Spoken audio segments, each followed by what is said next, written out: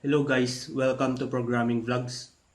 Ang pag-aaralan natin ngayon is list and yung mga methods na ginagamit sa list using Python.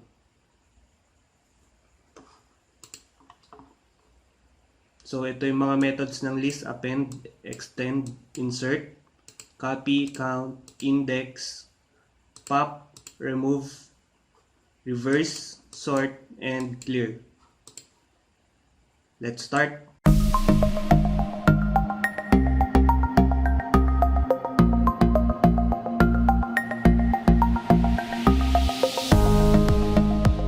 Ang gamit ko nga pala is online GDB compiler. So bago tayo magsimulang mag-code, subscribe muna kayo sa channel na to and click nyo yung notification bell para ma-notify kayo pag mag-upload pa ako ng ibang videos. So browse nyo na rin yung mga videos ko. And meron akong mga HTML at iba pang Python tutorials dyan. So ano nga ba ang list? Ang list is a data structure na nag-hold ng collection of items. So paano gumawa ng list? So sabihin na natin meron tayong list ng ML heroes.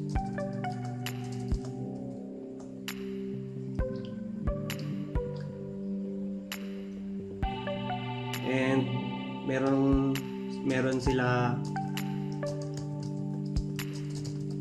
Alucard, Dairot, Badang,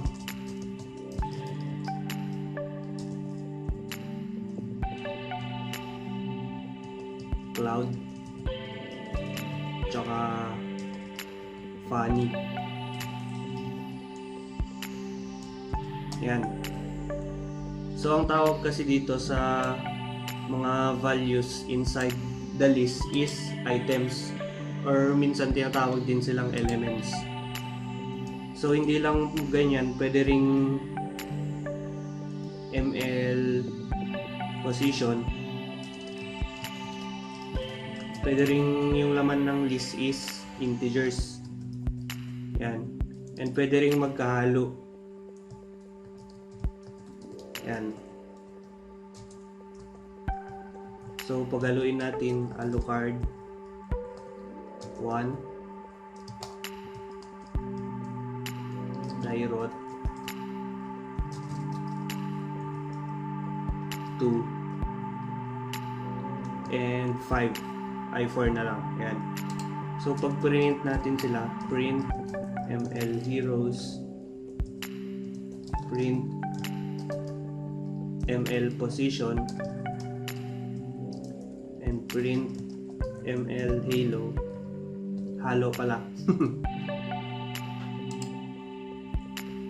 Ayan. So walang problema.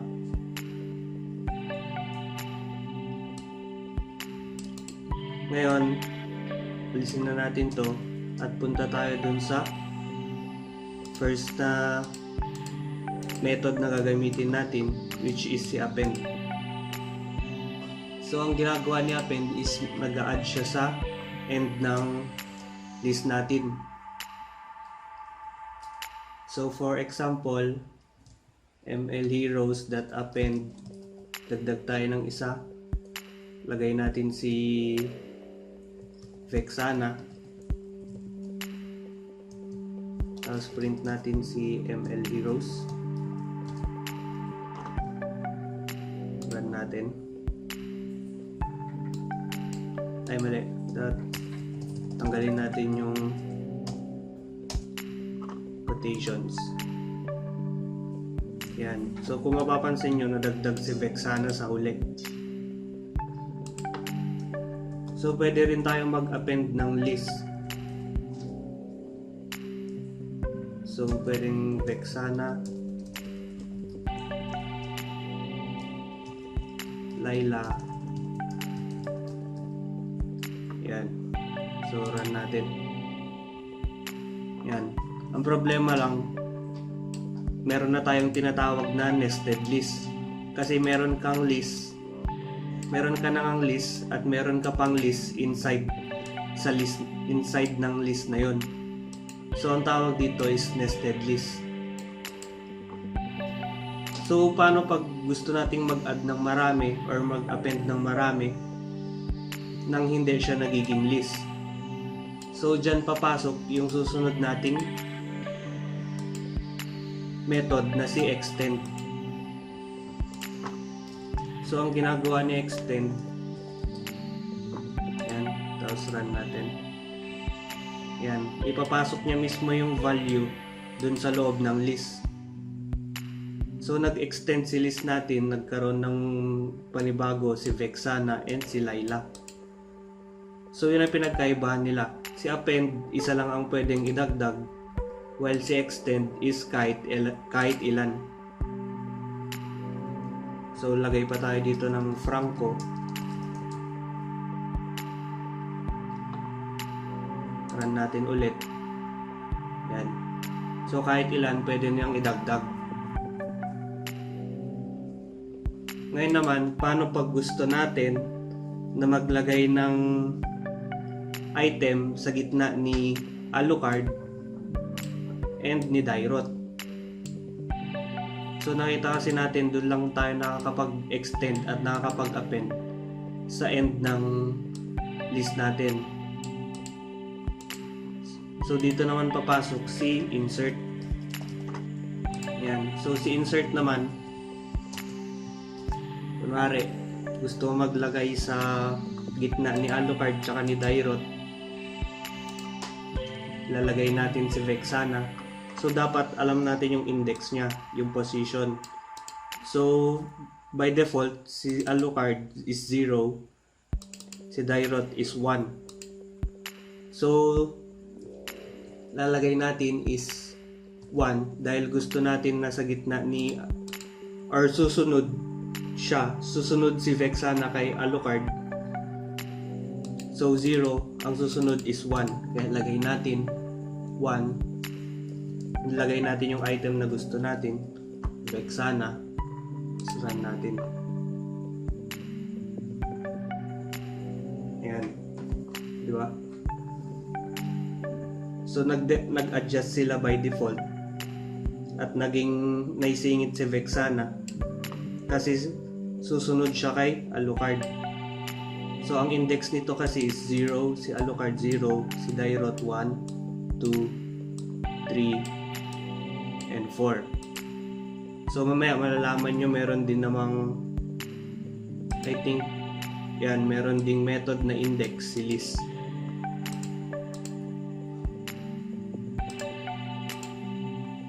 So, ang susunod natin is ito, copy. So, true na tayo. Tapos na to. Tapos na. Tapos na. So, dito na tayo kay copy. So, ang ginagawa niya lang naman is kinakopy niya yung list natin. So, gawa tayo dito ng copy ml heroes is equals to ml heroes dot copy. So, i-print natin si copy ml heroes. Run natin. Error. Copy ml heroes is not defined. Kasi kulang ng E. Run natin. Yan. So, ganun lang rin. Print pa natin yung isa. Print ml heroes. Diba? Walang nangyari. So, yung method na copy is i-copy niya lang mismo yung list mo. So, tapos na. Yan. So, si count naman, bibilangin niya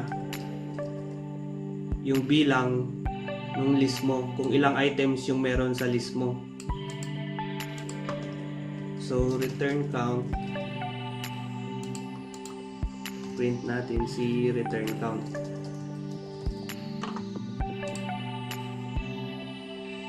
Oops.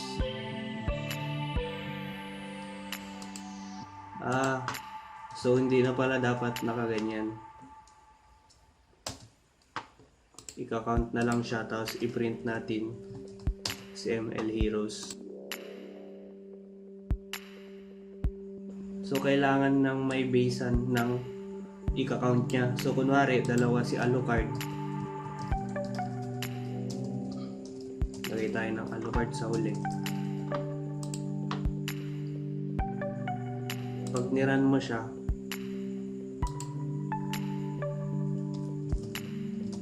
tanggalin natin yan.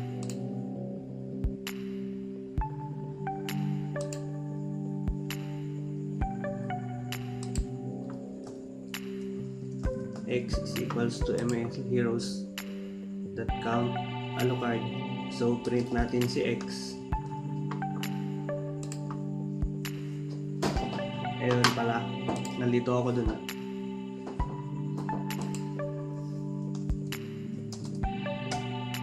Yan, dapat 1. Yan. So ang ginagawa pala ni count is i-count niya yung item na nandoon sa list mo. So kunwari ang gusto mong i-count is si Alucard. Ngayon i-return niya kung ilang Alucard yung meron sa list mo. So isa lang, kaya isa. So pag dinagdagan pa natin ng isa pang Alucard, pag niran mo, ang i-return niya is dalawa. Kasi dalawang Alucard yung meron sa list mo. So yun, sana naintindihan. And ang susunod naman is si index. So ito namang si index, ipiprint niya lang yung kunwari si ML Heroes or X index na lang is equals to ML Heroes dot index. Tapos kung sinong gusto mong malaman yung index niya, so si Alucard ulit. Tapos print natin si X index. Yan, so 0. So ito yung sinasabi ko kanina sa umpisa na index. So mag-i-start by default ng 0, tapos 1, 2, 3, and 4. So pag gusto nating malaman si Fanny, run natin. So 4 si Fanny. Ngayon pwede mo rin silang i-print by index eh. Tanggalin natin to. So print index X index ay print ML Heroes 1, 2. Yan. Diba? So pwede mo silang i-print. So 1, ang nai-print si Dairot. Hindi niya kasi pwede ni-print yung susunod na value dito. So kunwari 0 and 2. So Alucard, Dairot at Badang yung basehan. Ang ipiprint niya lang is si Alucard and si Dairot. So run natin. O diba? So okay na tayo sa index. So dito naman tayo sa pop. So si Pop naman, ang ginagawa niya, ML Heroes.pop is magtatanggal siya based sa index naman. So yan, tanggalin natin si Dairot. So dapat ang ipiprint niya lang is si Alucard, Badang, Claude, tsaka Fanny. Ay, print pa pala natin siya.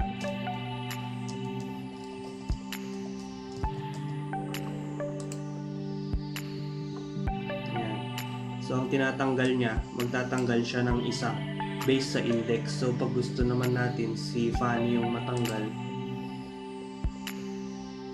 yan, so walang Fanny. Okay na tayo dyan. So si remove naman, ngayon same lang ng concept kay remove. Hindi na kasi index yung pagbabasehan ng tatanggalin, yung mismong pangalan na nung item. Yan, same lang pero dapat yung mismong item na yung ilalagay mo dito instead na index. Ayan. Ayan, so tapos na tayo dito.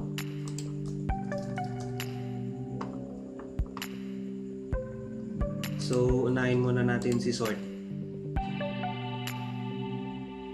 So si sort naman, isosort niya lang yung i-arrange niya lang alphabetically. Ayan. So print natin.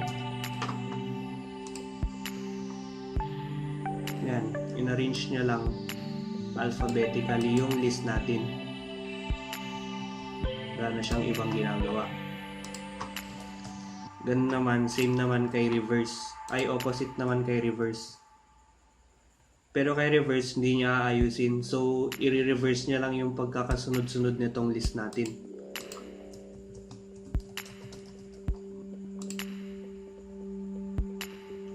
Yan. Hindi niya ni-sort alphabetically. So, ni-reverse niya lang.